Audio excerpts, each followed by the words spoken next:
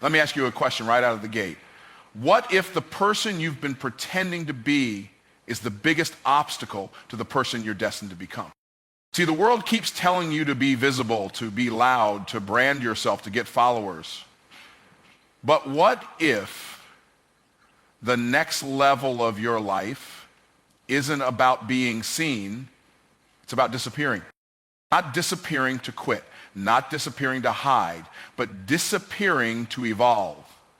Disappearing like a caterpillar that disappears into a cocoon, only to reemerge as something unrecognizable. True transformation requires solitude, not visibility. It is in the absence of the spotlight that real change takes place. When the noise fades and the audience disappears, what remains is the raw, unfiltered version of yourself. The part that doesn't perform for approval, but exists in quiet truth. Most people chase external recognition, believing that applause will somehow validate their potential, but visibility can often become a prison, locking us into the identity others expect, rather than freeing us to become who we were truly meant to be. In solitude, there is no pressure to impress, only the presence of self, of purpose, and of pain that demands healing. Solitude strips you of the masks. It exposes the lies you've told yourself to survive. It brings you face to face with your insecurities, your unhealed trauma, your unfulfilled calling. And while that process is deeply uncomfortable, it's also incredibly necessary, because you cannot change what you refuse to confront. In the absence of distraction, solitude forces confrontation, and it is only through confrontation that you can reach the roots of who you are and decide what needs to be uprooted, what needs to be watered, and what needs to be discarded. In a world that celebrates nonstop output and digital noise, solitude feels countercultural. People are afraid of being alone because they've mistaken loneliness for emptiness. But there's a difference. Loneliness is longing for connection. Solitude is embracing separation for growth. It's not about cutting the world off, it's about cutting off the parts of the world that drown out your soul. Because the world can only echo what you believe about yourself. And if you've never spent time discovering the truth, you'll end up echoing someone else's opinion of you.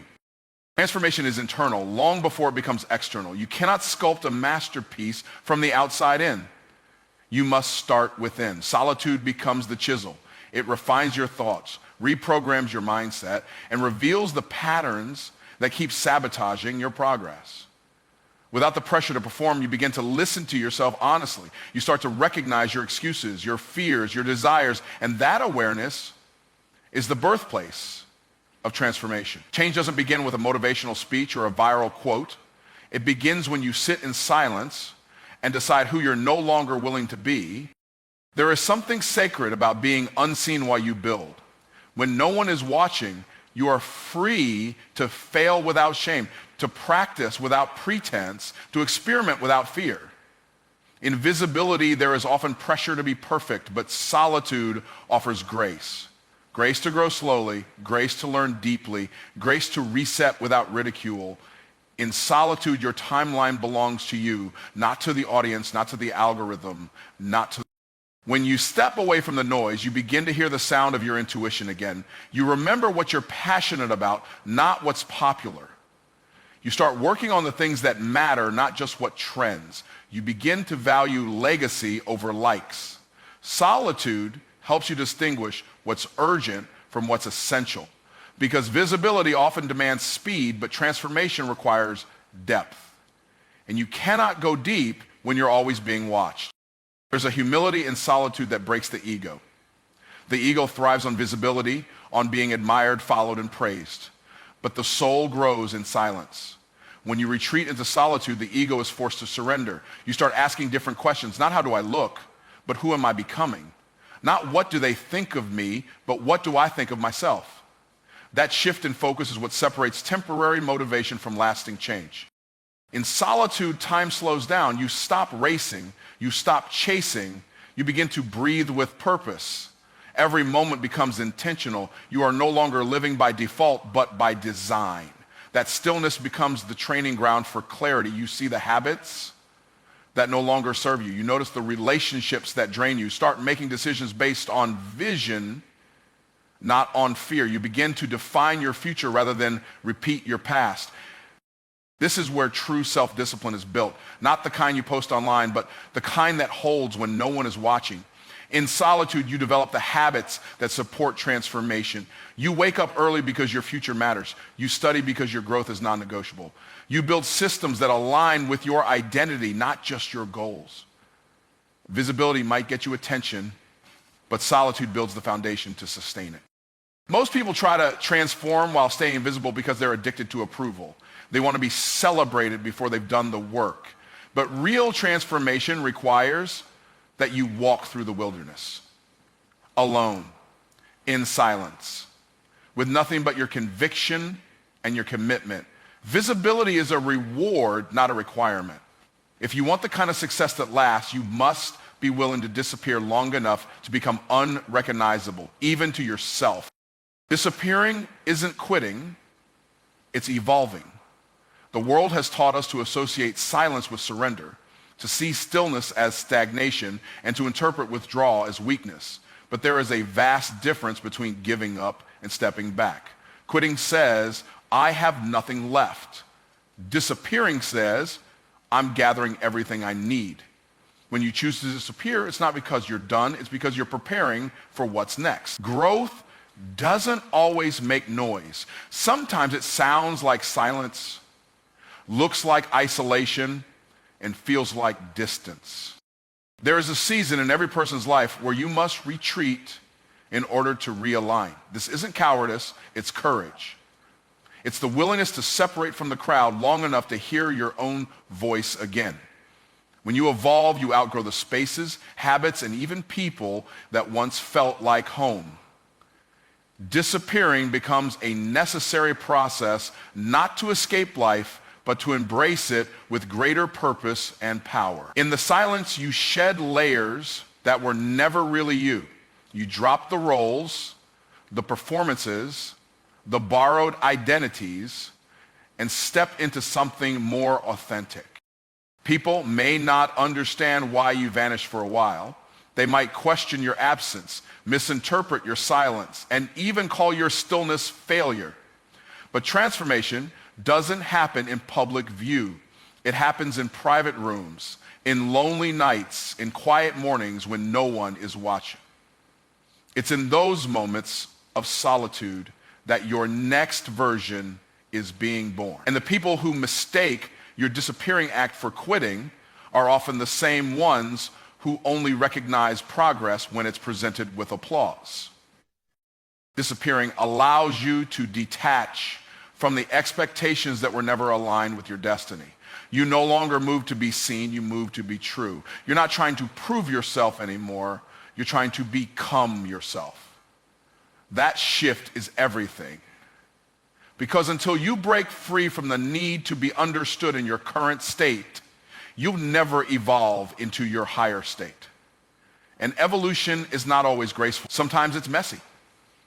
Sometimes it's filled with uncertainty. But it's real, and real growth is never picture perfect. When you evolve, your old environment may no longer fit.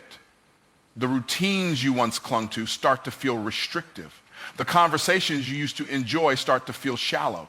That tension is not a sign of arrogance. It's evidence of expansion. Disappearing is a way of honoring that expansion.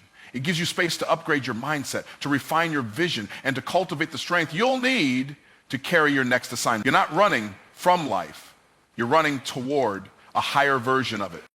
In the culture of hustle and noise, it takes boldness to disappear without explanation. But some of your most powerful progress will come from seasons that look unproductive to others. Evolving isn't always marketable. It's not always shareable. But it's necessary, because when the spotlight fades and the noise dies down, the only thing that remains is the person you've become. And if that person is rooted, refined, and redefined by growth, then the disappearing was never a loss, it was a gift. Too often, we confuse visibility with progress. But what's visible isn't always viable, and what's evolving isn't always exposed. Disappearing removes the pressure to keep performing and allows you to start creating habits, creating boundaries, creating structure, creating internal wealth. While others chase temporary clout, you're building something eternal. And that takes time. It takes isolation. It takes a willingness to be unseen long enough to become undeniable. Sometimes disappearing means walking away from places where you were celebrated for a version of yourself that no longer exists. That version got you here, but it won't take you there. Evolving demands that you honor your next step more than your current status, and that's uncomfortable. You'll be misunderstood. You'll be doubted. But you weren't born to stay understood. You were born to transform. And transformation is the reward for those who choose to pause, reflect, and reemerge stronger. In this hidden phase, your energy changes. Your focus sharpens. Your standards rise. You stop settling for what's easy and start choosing what's right. You stop reacting to every distraction and start responding only to purpose. You begin to move with intention, not impulse. And the people who once had access to you may no longer recognize you, not because you're pretending, but because you're becoming. That's the cost of evolution. Releasing familiarity in exchange for future.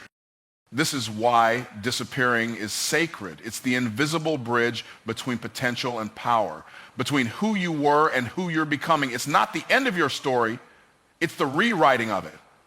You disappear not to quit, but to reconfigure, to rewire, to rebuild from the inside out.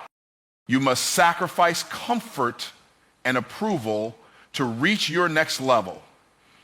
These are the two currencies most people aren't willing to give up, and yet they are the very tolls that guard the path to greatness. Comfort convinces you to stay where it's safe, where everything is predictable, and where you never have to stretch.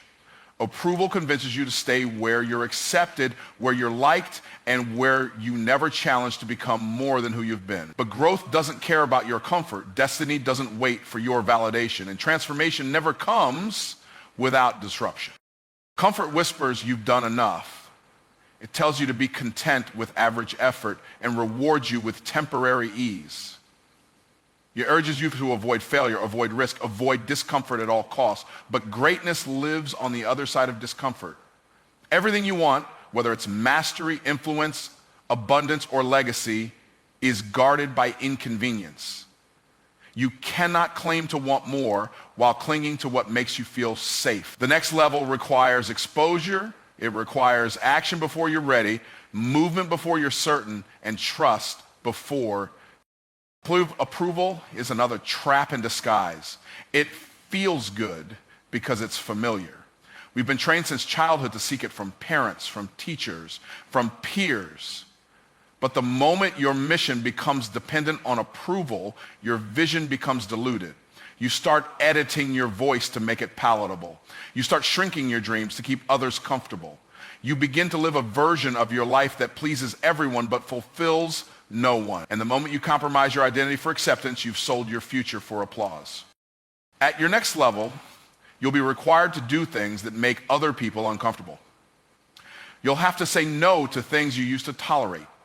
You'll have to leave environments that once made you feel important. You'll have to let go of people who prefer the version of you that stayed small. Not because you don't love them, but because you love your purpose more. Reaching your next level is not just about doing more. It's about becoming more. And you cannot become more while staying addicted to being liked. The greatest breakthroughs in your life will demand the greatest levels of discomfort. That discomfort might come from isolation. It might come from public criticism. It might come from self-doubt. But none of these are signals to stop.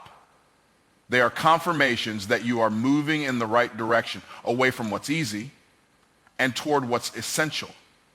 The pain of growth is real, but the pain of regret is worse. And the only way to escape regret is to embrace the discomfort that leads to evolution. There will come a time when you must choose between being accepted and being aligned. Comfort and approval will pull you toward the familiar, but alignment pulls you toward fulfillment. That choice isn't easy, it's costly, but it's also necessary, because your destiny isn't waiting for a version of you that fits in. You weren't created to be tolerated, you were designed to be transformational. Letting go of comfort means embracing uncertainty. It means showing up before you feel ready. It means leading before you feel qualified. It means trusting that your potential is greater than your preparation. Letting go of approval means disappointing some people. It means being misunderstood. It means staying committed to your vision even when the crowd walks away. But in that tension, you find your power. Because once you stop depending on comfort and approval, you start building from truth, not fear. When you start sacrificing comfort, you begin to develop real resilience, not the kind that sounds good in conversation, but the kind that holds you together when everything's falling apart. And when you sacrifice approval, you reclaim your voice. You stop asking for permission to be powerful. You stop needing others to affirm what you already know in your spirit. That's when your life stops being a reaction and starts becoming a declaration. Most people want elevation without excavation. They want the next level without shedding the layers that no longer serve them. But progress isn't about adding more. It's about subtracting what's in the way. Comfort is often a ceiling in disguise. Approval is often a leash dressed up as love. And if you want to rise higher, you must be willing to let go of what feels good now in order to build what will feel right later. You cannot take old comfort into new dimensions. The reality is very few people will understand the sacrifices you make. They won't see the nights you wrestle with doubt, the moments you choose discipline over ease, or the strength it takes to walk alone. But that's okay. Your next level isn't a group project, it's a personal assignment. It demands that you let go of the need to be carried and decide to climb, and that climb begins with one decision: to stop choosing what's comfortable and to start choosing what's calling you. Isolation is a tool for consecration, not weakness. We live in a culture that equates being alone with being broken, that teaches us to fear silence and idolize constant connection. But there is a sacredness in separation, a divine usefulness in stepping away. Isolation isn't punishment, it's preparation. It's not abandonment by life, but an invitation from purpose. It's the moment when the noise around you quiets down enough for you to finally hear the voice within you. And that voice doesn't shout, it speaks with power, only discerned in stillness. Too many people rush to fill their isolation with distractions, scrolling, noise, temporary attachments, because they haven't yet realized that isolation is where inner mastery is forged. The world calls it loneliness, but destiny calls it alignment. It's where the distractions fall away and the illusions about who you are and what you need dissolve. In that solitude, you are being reintroduced to the truth that you were never made to blend in, and you were never designed to build your life around other people's expectations. You were made to be set apart. Being set apart doesn't always feel noble. Sometimes it feels like rejection, like being overlooked, like being forgotten. But it's in that hidden place that something powerful begins to happen. You stop pretending, you stop performing, you stop conforming. In isolation, the masks come off because there's no one left to impress. That's where consecration begins, not with rituals or routines, but with raw honesty, with finally admitting what's broken, with facing what's been buried, with surrendering what you thought you needed in order to make room for what you're truly called to become. Consecration is about dedication. It's about removing the contaminants of distraction and recentering on purpose. That doesn't happen in the spotlight, it happens in obscurity. And that obscurity is often gifted through isolation. It's not that you're being kept away from the world, it's that you're being drawn closer to your assignment. To consecrate something means to declare it sacred, to set it aside for a higher purpose. That's what isolation does. It sets you apart, not because you're unworthy, but because you are being positioned for something weightier than what you've carried before. All right? The reason so many people never step into their fullness is because they run from the seasons of separation. They think being unseen means they're irrelevant, but being unseen is often the evidence that you're being prepared for something significant. Growth that's rushed becomes shallow, but growth that's developed in isolation becomes unshakable. It's in the dark, quiet seasons that the roots go deep. And what grows underground first is what allows the fruit to last when it's time to be seen. Isolation also teaches obedience, not obedience to others, but obedience to purpose. When you're alone, the only direction you have comes from within or from your divine assignment. You no longer live by the praise of people. You learn to live by conviction. That's the consecration process. When your movements are no longer dictated by the crowd, but by calling. When your choices start to reflect where you're going, not where you came from. And it's that level of alignment that gives your life a power and clarity others only dream about. It's in isolation that your hunger either fades or gets refined. You learn what you truly desire when there's no one around to impress or influence your appetite. Your motives get exposed. Your intentions get clarified. You start asking questions you've been avoiding. Am I doing this for applause or for purpose? Am I chasing a version of success that isn't mine? In that separation, your soul gets recalibrated. You begin to recognize what's been draining you, what's been misleading you, and what's been keeping you small. The world will rarely celebrate your isolation. They will question your absence. They will interpret your silence as weakness. But you must understand, consecration isn't for the crowd, it's for the calling. The deeper the work, the fewer the witnesses.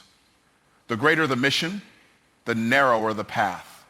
Not everyone can walk with you in your sacred season of becoming. Not everyone is supposed to understand the wilderness you're walking through, and that's the beauty of it. It's personal, it's intimate, it's transformational. In isolation, you learn the discipline of inner work, no applause, no instant gratification, just the slow, steady chisel of character. You develop the muscles of focus, of resilience, of vision. You build habits not for attention, but for endurance. You start to understand that greatness is less about what people say about you and more about what you've built when no one was watching. You realize that power doesn't come from performance, but from principle, from becoming someone who can carry the weight of their assignment with grace and authority. Isolation is not exile, it's incubation. It's the sacred space between what was and what will be. It's where you stop being reactive and start being intentional, where you stop mimicking and start embodying, where your faith is strengthened, your mission is sharpened, and your spirit is fortified. And in that place of separation, you are not falling behind. You are being set apart for something greater. Results don't need explanations, only preparation does. When you truly understand the power of this principle, you begin to recognize that your outcomes are a direct reflection of what you've invested behind the scenes. Results, whether good or bad, stand on their own. They don't require justification or defense. They simply are. When you perform at a high level, your results speak for themselves. There's no need to make excuses or explanations because the quality of your actions, your consistency, and your focus will make it obvious that you've done the work. Greatness doesn't need validation. It thrives on its own merit. The reality is that the world doesn't care about the journey once the destination is reached. People don't ask how long it took, how many nights you stayed up, or how many sacrifices you made. What they care about is the outcome, the result. And if you want remarkable results, you need to prepare for them in ways that most people aren't willing to. Success doesn't happen by accident or in a single moment of inspiration. It's the culmination of consistent, deliberate preparation. The foundation for greatness is laid long before the public sees the fruits of your labor. Most people spend too much time trying to explain why they aren't where they want to be, But the truth is that explanations don't change anything. The world is not moved by your reasons, it's moved by your actions. The results you produce are a reflection of the effort, discipline, and sacrifice you've put in. If you want your life to be different, your results to be different, then you must change the preparation. Results are the outcome of the systems you've put in place and the decisions you've made when no one was watching. And the real test of your character is how you prepare when no one else is looking. Preparation is where the real work happens. It's not glamorous, it's not flashy, it doesn't always come with accolades or applause, but it's necessary. Preparation is what separates the people who talk about their dreams from the people who make them a reality. The hours spent in solitude, the practices repeated day in and day out, the mindset you cultivate, these are the things that create the results you desire. And no matter how much talent or luck you have, it's your preparation that will ultimately determine whether you reach your potential or fall short. People who achieve extraordinary things don't need to explain why they succeeded, they just succeed.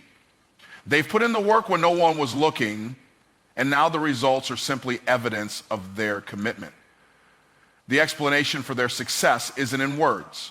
It's in their actions, their consistency, and their ability to stay focused on what matters most.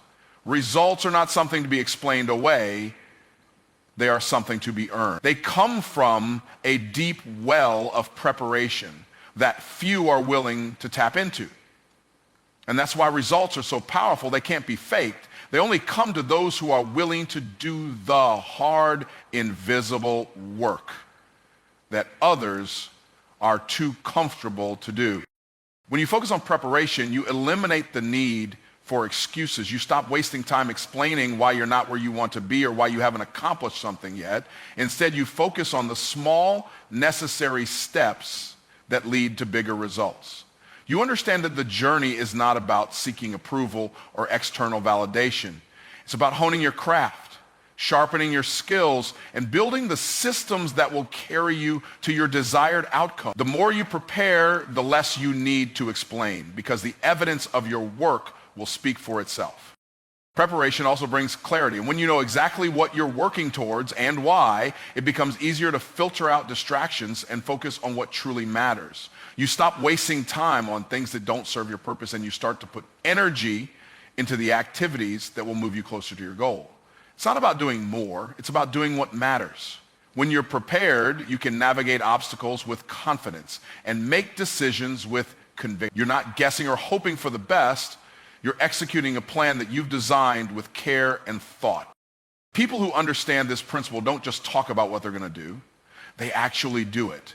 They're the ones who put in the hours, who take the risks, who invest in their growth, and who stay committed to the process even when it gets tough.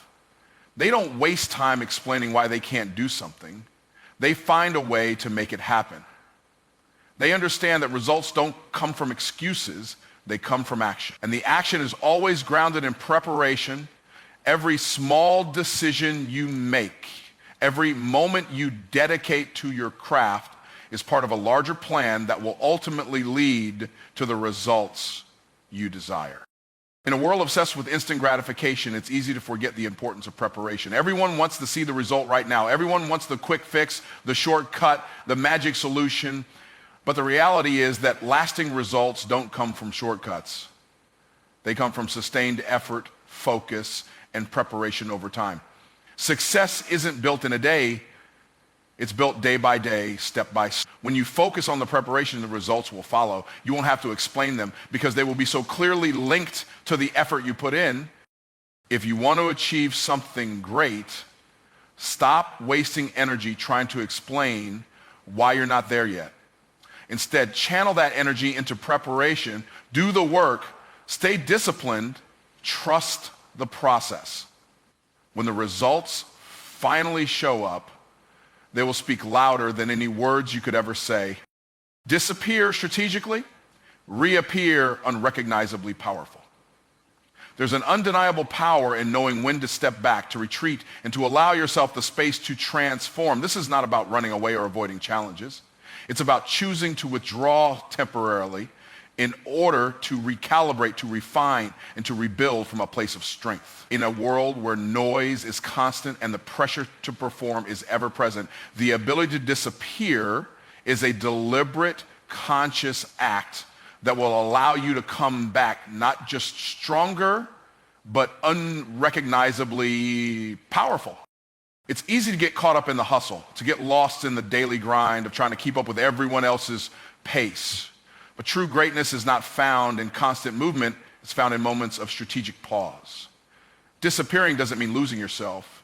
It means giving yourself the time and space to grow beyond the limitations that currently bind you. It's in this space that you remove the distractions, the doubts, and the noise, and allow yourself to focus on what truly matters: your growth, your purpose, your vision. When you choose to disappear, you're essentially pressing the reset button on your life.